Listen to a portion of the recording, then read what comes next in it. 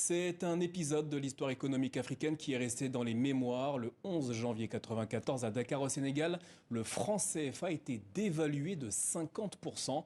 Un coup dur pour les 14 États d'Afrique de l'Ouest et centrale où circule cette monnaie héritée de la colonisation. 30 ans après, nous vous proposons de revenir sur cet événement historique avec notre invité, Martial Zebelinga, chercheur indépendant en économie et en sciences sociales. Bonsoir et merci d'être avec nous. Merci. Avant de faire appel à votre expertise et à vos lumières, je vous propose qu'on revienne en images sur cette dévaluation historique, image commentée par Simon Rodier. Créé en 1948, le franc CFA perd la moitié de sa valeur en une soirée, le 11 janvier 1994, après des mois de tractations. Face au déclin économique des 14 pays de la zone franc, la Banque mondiale et le FMI trouvent leur solution pour y remédier. Ils conditionnent leur aide financière à la dévaluation, comme Paris, qui engage les démarches. Les Africains doivent s'y résoudre, la plupart y étaient réfractaires. Un franc français vaut désormais non 50, mais 100 francs CFA. Il sera ensuite adossé à l'euro.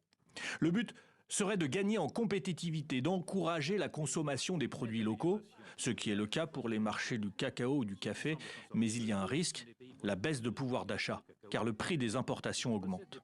Ces pays souffrent en général d'une fonction publique pléthorique, beaucoup trop bien rémunérée et qui représente un véritable handicap dans leur développement. Par la dévaluation, on va renchérir le coût des importations et donc le coût des produits essentiellement consommés par cette fonction publique. Le bilan final devrait être une baisse du pouvoir d'achat des fonctionnaires et une hausse du pouvoir d'achat des paysans. Ça a un côté positif puisque ça rétablit une bonne hiérarchie des revenus. C'est un côté négatif parce que les populations urbaines qui vont souffrir de cette baisse de pouvoir d'achat risquent de provoquer des émeutes comme ce fut le cas en Afrique anglophone. Côté politique, au sortir de cette dévaluation imposée, les pays africains ont pointé du doigt les capitales occidentales, plus que jamais maîtresses de notre destin, comme l'avait écrit le quotidien gouvernemental gabonais. L'aide publique internationale a d'ailleurs repris dès la signature de l'accord sur la dévaluation. Et on analyse tout ça avec notre invité, Martial Zebelinga. Martial, 30 ans après, faisons le bilan. La dévaluation du franc CFA de 50% il y a 30 ans a-t-elle eu des effets positifs pour le portefeuille des consommateurs africains ou pour les commerçants? Il faut quand même savoir que ce n'était absolument pas l'objectif. Les raisons qui sont invoquées là sont des raisons spécieuses. La seule raison pour laquelle la dévaluation a été faite, c'est qu'il n'y avait plus de réserve dans le compte d'opération et que la France n'a pas joué son rôle de garant, qui est un rôle statutaire, au sein de l'institution franc CFA. Pourquoi n'y avait-il pas de réserve? En fait, il y a eu un contexte général. Dans les années 80, entre le début des années 80 jusqu'à pendant pratiquement une décennie, les cours des matières premières étaient orientés à la baisse.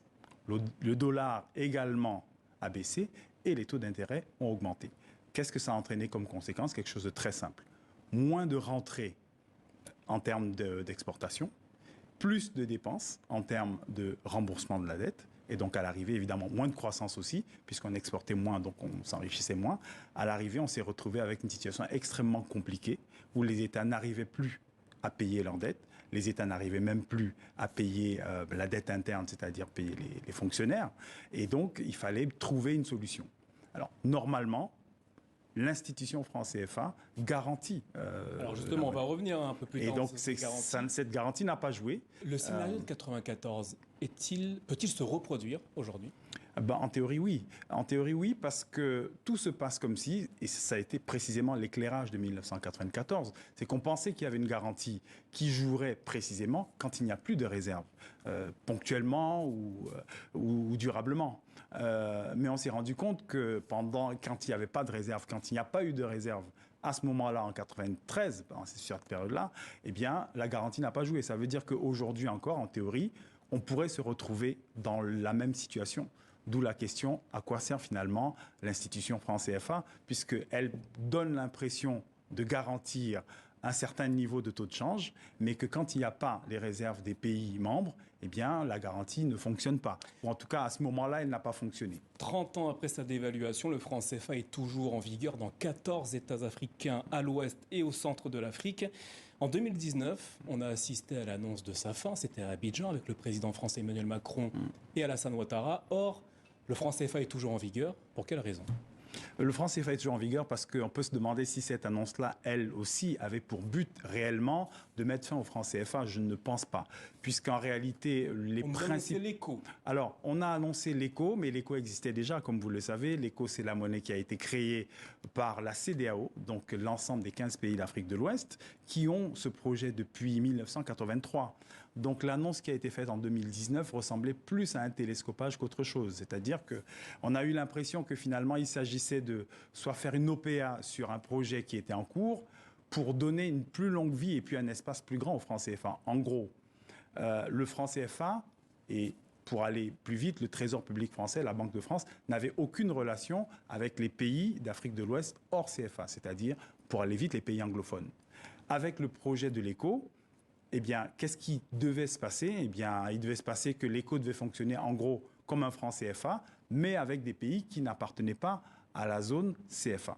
Du coup, évidemment, les pays ont réagi en disant que de toute façon, leur projet n'intégrait pas la Banque de France, les trésors publics, et surtout, il était hors de question pour les pays anglophones d'être arrimés à l'euro de façon fixe, d'avoir une parité fixe à l'euro. Concrètement, le franc CFA peut-il disparaître un jour ?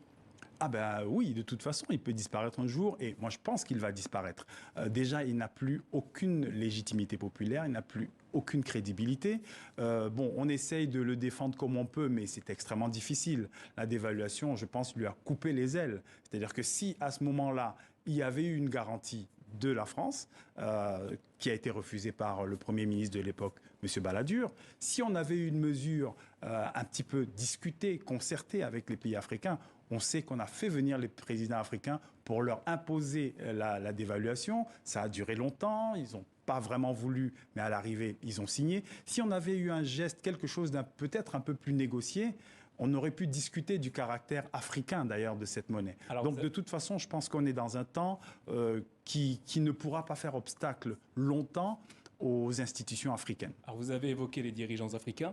Ont-ils réellement la volonté de voir cette monnaie disparaître ? Parce qu'en France, ici, les parlementaires, le gouvernement français estime qu'il a fait sa part du travail et qu'il s'agit désormais aux dirigeants africains de se saisir de cette question. Or, il ne se passe rien. Alors, avouons quand même qu'on est dans un espace absolument exotique. Bon, déjà, vous avez une monnaie qui créée à l'époque coloniale, qui existe encore 30 ans après, qui existe encore 60 ans après. C'est un cas quasiment unique, déjà. Il n'y a aucun pays dit émergent qui nous donne des leçons économiques aujourd'hui au monde, que vous preniez la Corée, vous preniez l'Inde, la Chine, etc., qui ait un tel appareillage institutionnel. Ça n'existe pas. Donc c'est quand même quelque chose d'assez étonnant. Autre chose, on ne peut plus étonnante, c'est que la représentation nationale française vote pour une monnaie, l'éco, qui n'est utilisée ni par la France, ni par l'Union européenne, alors que les pays africains ne se sont même pas prononcés. Et lorsque la représentation française a voté pour l'éco, elle a eu pour seule contrainte de s'assurer que l'Union européenne était d'accord. Vous voyez qu'on est quand même dans un espace qui pose problème intellectuellement. On dit, bon, qu'est-ce que c'est ? Qui bénéficie le franc CFA aujourd'hui ? Vous savez, soyons honnêtes. Si le franc CFA ne bénéficiait pas à celui qui l'a créé, qui l'a fabriqué, qui l'a pétri, qui en a fait les règles et qui continue de faire les règles essentielles, c'est-à-dire la France, bien sûr, c'est-à-dire la France, il n'existerait plus. Si la France ne peut pas garantir la monnaie ou mettre un petit peu d'argent par moment quand c'est nécessaire, c'est bien qu'elle n'a pas conçu cet espace pour y dépenser, mais elle a conçu cet espace à son avantage. Maintenant, il est évident qu'un certain nombre d'acteurs africains bénéficient du franc CFA. Déjà parce que ça peut enlever une certaine responsabilité, il y a une forme de pusillanimité aussi. Vous parlez c'est facile. Vous parlez des élites ou du peuple ? Je parle principalement des élites, mais des élites politiques, des élites économiques, des élites financières, des élites intellectuelles aussi, parce que plus ou moins par opportunisme, on peut trouver un certain intérêt à soutenir le franc CFA, mais également parce qu'on n'a pas envie d'assumer l'ensemble des responsabilités qui sont liées aux charges qu'on revendique ou dont on se revendique. Ça peut être également ça. Donc oui, qu'on dise que les dirigeants ou les élites africaines ne font pas l'essentiel de leur travail, mais soyons honnêtes aussi sur cette question. Ceux qui auraient dû faire proposer une modification et mettre quelque chose sur la table, ce sont effectivement les Africains. Donc le fait qu'en 2019, il y ait une proposition française, c'est absolument étonnant. Il faudrait rester sur le projet de la CEDEAO, qui est un projet africain qui s'inscrit dans quelque chose de plus vaste. C'est le projet de l'intégration africaine, avec l'intégration commerciale, avec l'intégration économique, etc. C'est ce projet-là qui est le projet africain, qui est un projet roboratif dans lequel les Africains croient. Martial Zebelinga, merci d'avoir répondu à nos questions ce soir.